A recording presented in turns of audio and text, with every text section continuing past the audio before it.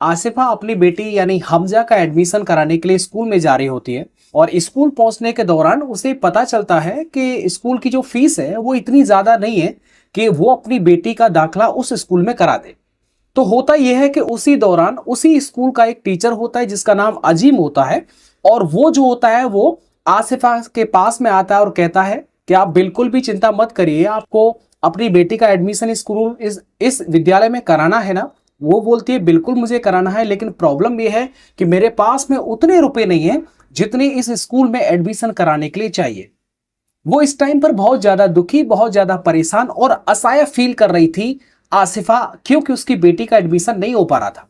तो इतने में अजीम कहता है कि आप बिल्कुल टेंशन मत लीजिए, मैं हूं ना, मैं आपकी बेटी का एडमिशन इस स्कूल में करा दूंगा, जितनी भी रुपए पैसे की जरूरत पड़ेगी मैं उसमें आपकी मदद कर दूंगा। इतना सब करने के बाद में अब आसिफा जो है वो अजीम की एहसानमंद हो जाती है और होना भी चाहिए, स्वाभाविक सी बात है। अब आगे का किस्सा बताता हूं इस कहानी में कैसे ट्विस्ट आता है। अपने प्यार को चाहने के लिए वो उसके द्वारा बिछाए गए जाल में ही खुद जो है वो अजीम फंस जाता है। आगे का किस्सा अब मैं आपको बताता हूं। दोस्तों 3 से 3.5 महीने पहले की बात है।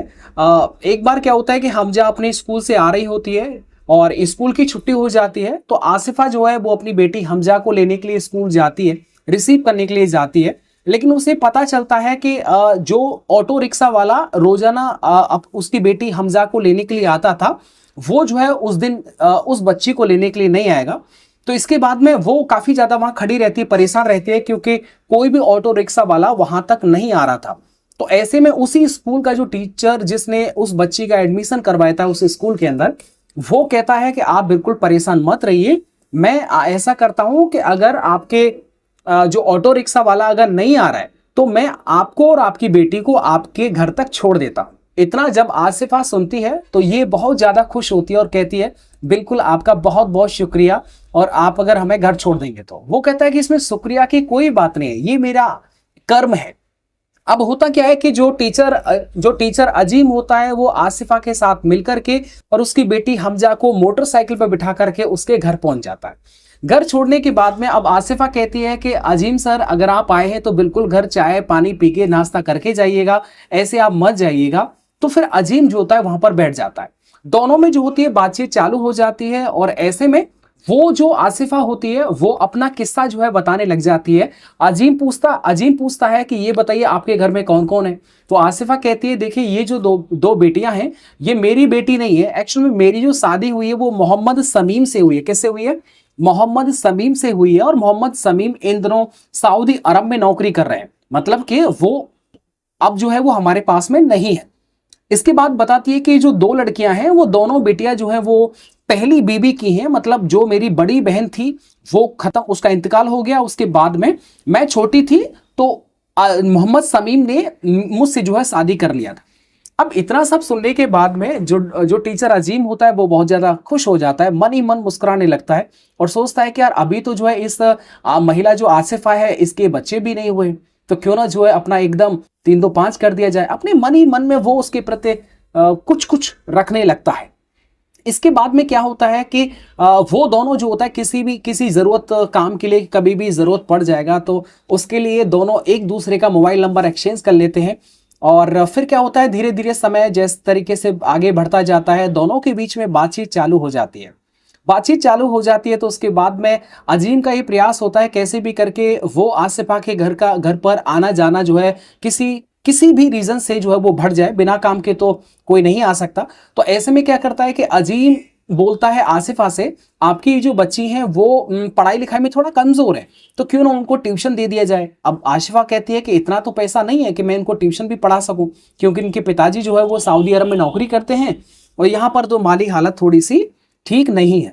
तो वो कहता है कि टेंशन मत लीजिए, मैं बच्चों को ट्यूशन पढ़ा दूंगा। तो ट्यूशन पढ़ाने के दौरान रोजाना आना रोजाना जाना, और जब वो ट्यूशन पढ़ाने के लिए आता था तो आसिफा से जरूर बातचीत करता था।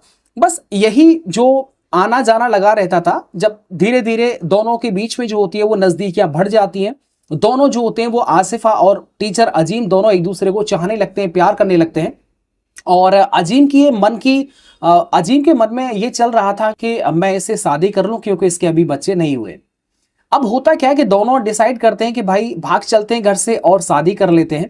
ऐसा इन दोनों ने डिसाइड भी किया। अब होता ही है कि 16 नवंबर 2013 को ये दोनों जो होता है घर से भाग करके शादी करने का प्लान करते हैं, और अजीम और आसिफा के बीच में डिसाइड हो चुका था कि जो 2 बच्चियां हैं उनको मैं नहीं छोड़ सकती। तो अजीम कहता है आप इनको मत छोड़िए, आप इन दोनों बच्चियों को मेरे साथ में ले चलिए, मैं इन दोनों को रखूंगा। अब होता क्या है कि 16 नवंबर 2013 को ये डिसाइड करते हैं। उसके बाद 17 तारीख को जो अजीम होता है वो उसके घर पर आता है और बोलता है कि चलिए आज जो है वो भाग जाते हैं और शादी कर लेते हैं। तो फिर वो जो महिला होती है आसिफा, वो कहती है कि आप ऐसा करिएगा कि आप गांव मोहल्ले के थोड़े बाहर आप चले जाइएगा, उसके बाद मैं आ जाती हूँ। ऐसा कहने के बाद में अजीम वहां पर दुकान पर इंतजार कर रहा होता है आसिफा का, लेकिन आसिफा जो होती है 2 घंटे बीत जाने के बावजूद भी आसिफा जो नहीं आती, और फोन करके पूछने पर आसिफा मना कर देती है कि मैं अब तेरे साथ में नहीं जाऊंगी। अब होता क्या है कि ये बात, अब जैसे ही ये बात चलती है तो इसके बाद में क्या होता है भाई, आप जानते हैं कि आसिफा का मना करना अजीम को जो है वो बहुत अच्छा नहीं लगा था, और अब वो एकदम बदले की आग में जो है जल रहा था। वो चाहता था कैसे भी करके आसिफा से जो वो बदला लिया जाए। अब बदले की भी घड़ी आ जाती है। होता यह है कि सुबह के टाइम, होता यह कि शाम के टाइम पर आसिफा अपने बच्चों को केक लेने के लिए दुकान पर भेज देती है, जिसमें कि उनके बच्चे जो होते हैं वो 2 होते हैं, अयान और हमजा।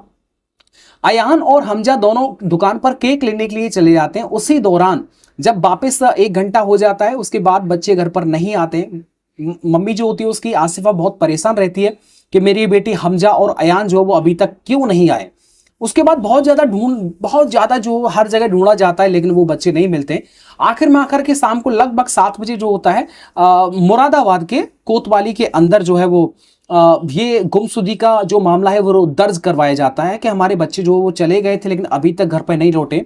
उसके बाद में मुरादाबाद पुलिस होती है वो काफी मशक्कत करती है, काफी मेहनत करती है बच्चों को ढूंढने में, लेकिन जो है वो एसएसपी आशुतोष जी थे सन 2013 में, और ढूंढने का हर संभव प्रयास किया, लेकिन जो है वो सफलता उनको नहीं मिल रही थी। तो वो कहते हैं ना कि सफलता मिलने में किसी न किसी का हाथ जरूर होता है। तो इधर 24 नवंबर 2013 की यानी शाम को, जिस दिन ये गुमशुदगी का मामला रिपोर्ट दर्ज हुई थी, उसको ही 3-4 घंटे के बाद शाम को 11 बजे हरिद्वार के एसपी सिटी रहे उस टाइम पर श्री सुरजीत सिंह जी का फोन आता है और बताते हैं कि भाई देखिएगा, हमारे इलाके में थाना श्यामपुर के रसिया जंगल में 11 साल की बच्ची मिली है जिसका नाम हमजा है, और वो अपने आप को यूपी मुरादाबाद की बता रही है। तो ऐसे में क्योंकि एसएसपी आशुतोष जी जो मुरादाबाद के एसएसपी थे, उनको तो पूरे मामले का संज्ञान था। वो तुरंत क्या करते हैं कि पुलिस स्टेशन को सूचित करते हैं, और इंस्पेक्टर साहब जो होते हैं वो आसिफा को लेकर के हरिद्वार पहुंच जाते हैं श्यामपुर थाने। श्यामपुर थाने पहुंच करके उस अपनी जो बेटी है उसको, हमजा को, सकुशल अपने मुरादाबाद यूपी के अंदर वापस ले आते हैं। उसके बाद में पुलिस जो होती है उनकी बेटी हमजा से पूछताछ करती है क्या क्या हुआ। तो हमजा जो है वो कहती है, साफ साफ वो कहती है, अब पुलिस ने बेटी हमजा से जो है वो पूछताछ की। पता चलता है कि उसे और उसके भाई यानी कि अयान को, उन्हें ट्यूशन पढ़ाने वाले अजीम जो मोटरसाइकिल से जो है हमको ले गए थे। उसके बाद में मुझे जो है मार पीट करके हरिद्वार के श्यामपुर थाना क्षेत्र के अंदर जंगल पड़ता है, उस जंगल के अंदर जो है हमें छोड़ गए थे, हमको मारा पीटा था। और उसके बाद भैया को, लेकिन वो भैया को लेकर के जो टीचर अजीम है वो चले गए। अब ये नहीं पता कहाँ चले गए। इतने में पुलिस जो है बहुत ज्यादा टेंशन में आ जाती है कि यार एक तो छोटा बच्चा है, 6 साल का बच्चा था जो उसका भाई था अयान, अब उसको लेकर के बड़े सीरियस थी। अब ऐसे में क्या होता है कि सीधे सीधे जो मुरादाबाद पुलिस होती है वो हरिद्वार पुलिस से संपर्क करती है और उनसे निवेदन करती है कि आप अपने स्तर से भी जो है वो खोजबीन करिएगा, कैसे भी करके ये बच्चा मिल जाए। अब होता ही है कि 25 नवंबर 2013 की सुबह यानी करीब 9 बजे देहरादून के आईएसबीटी पुलिस चौकी के पास में एक युवक जो होता है मोटरसाइकिल से आ रहा होता है, और उस युवक के साथ में एक बच्चा होता है, और बच्चा होता है वही क्या, अयान, यानी उसका भाई यानी कि आसिफा का बेटा। वो उसे छोड़ करके आगे चेकिंग हो रही होती है, उसे पता चल जाता है कि पुलिस मेरे पीछे पड़ी है।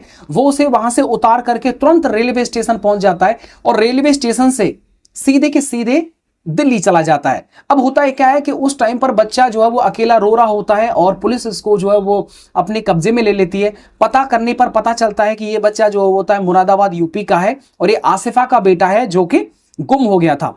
इसका मतलब अब दोनों, जो बेटा, जो भाई था और बहन था, दोनों को पुलिस जो होती है वो सकुशल बरामद कर लेती है। लेकिन अब आप कहेंगे कि भैया टीचर अजीम का क्या हुआ, उसके बारे में भी आपको बताता हूं। अजीम को क्या होता है कि वो सीधे जो होता है बच्चे को छोड़ करके और सीधे भाग जाता है कि यार ये और लफड़ा पार देगा, मुझे पकड़वा देगा। वो दिल्ली चला जाता है, अपने यार दोस्त के पास में रहने लगता है। उसके कुछ दिनों के बाद में, यानी 2 दिन के बाद में, फिर वो बैंगलोर शिफ्ट हो जाता है, क्योंकि उसे सूचना मिलती है कि पुलिस उसका पीछा कर रही होती है।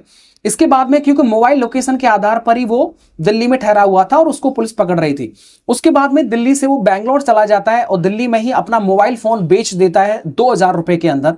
और बेंगलुरु में पहुंच करके उसे पता चलता है कि मेरी जो छानबीन है वो पुलिस के द्वारा की जा रही है। और इस छानबीन के दौरान अजीम के भाई, यानी टीचर अजीम था, उसके भाई को पुलिस ने पकड़ करके थाने में ले लिया था और उसे पूछताछ कर रही थी ताकि अजीम पर दबाव बनाया जा सके। और ऐसे में ये दबाव जो था वो काम भी कर गया अजीम को, क्योंकि अजीम अपने घर में कांटेक्ट में रहता ही था। ऐसे में अजीम किसी भी हालत में अपने भाई को जो वो पुलिस से छुड़ाना चाहता था। अब होता यह है कि अजीम अपने आप को सरेंडर करना चाहता था पुलिस के सामने, क्योंकि जब वो बेंगलोर में था उसी टाइम पर पुलिस के द्वारा उसके घर पर जो है वो एक हिस्से पर बुलडोजर चला दिया था। तो ऐसे में एकदम वो टेंशन में आ जाता है कि भाई कुर्की बुर्की हो जाएगी तो मेरा घर जो है वो बर्बाद हो जाएगा, मैं फिर रहूंगा कहां। तो ऐसे में क्यों ना सरेंडर कर देता हूं। फिर सरेंडर करने के लिए अजीम जो होता है बेंगलोर से भाग करके अजमेर आ जाता है, अजमेर राजस्थान। और अजमेर में आकर के उसका प्लान होता है कि मैं 2 दिन के अंदर पुलिस के सामने सरेंडर कर दूंगा। इसी दौरान अजमेर के अंदर ही पुलिस का एक मुखबिर होता है और मुखबिर की सूचना के आधार पर पुलिस मुरादाबाद के द्वारा अजीम को अजमेर से जो होता है गिरफ्तार कर लिया जाता है। गिरफ्तार करने के बाद में उसको जो है फिर थाने लेके आया जाता है और माननीय न्यायालय के समक्ष पेश करके उसे जेल भेज दिया जाता है। अच्छा, एक चीज आप ये कहेंगे, जो है वो इसको भेज देता है, तब फिर वो पूरी कहानी बताता है कि मेरा और आसिफा के बीच में प्रेम प्रसंग था, आसिफा शादी नहीं करना चाहती थी और इन्हीं चीजों को लेकर के मैं टेंशन परेशानी में था, बच्चों का मैंने अपहरण किया था। एक्चुअल में उसकी जो बेटी होती है हमजा, उस हमजा को जो है वो मारना चाहता था।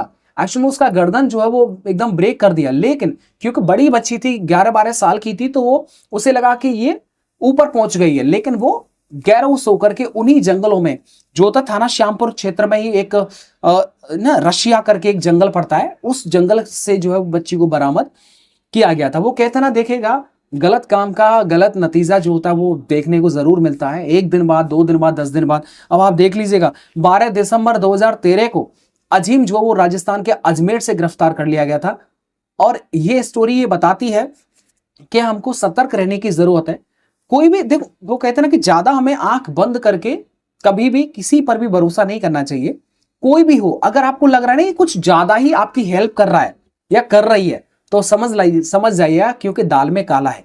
आप जानते हैं ना, कम से कम भाई 10% आज के टाइम पर ऐसे लोग हैं जो बिना किसी स्वार्थ के आपकी हेल्प करने की तो दूर, आपको पानी नहीं पिलाएंगे वो। और ऐसे में अजीम के द्वारा कितनी ज्यादा मेहनत की गई थी, क्योंकि उसे पता था उसका जो पति है वो सऊदी अरब में है, उसे वो शादी कर लेगा, अपना घर संभाल लेगा। तो ये जो था एक कहानी थी जो मैंने आपके सामने प्रस्तुत की। उम्मीद करता हूं कि आपको अच्छी लगी होगी। कहानी कैसी लगी कमेंट करके आप जरूर बताइएगा। मिलता हूं आपको नेक्स्ट वीडियो के साथ। वीडियो को यार जरूर शेयर कर दीजिएगा और कमेंट करके बताइएगा इस कहानी से आपने क्या समझा, जो आपको या फिर आप जैसे अन्य भाई बहनों को गलती नहीं करनी चाहिए। Thank you so much.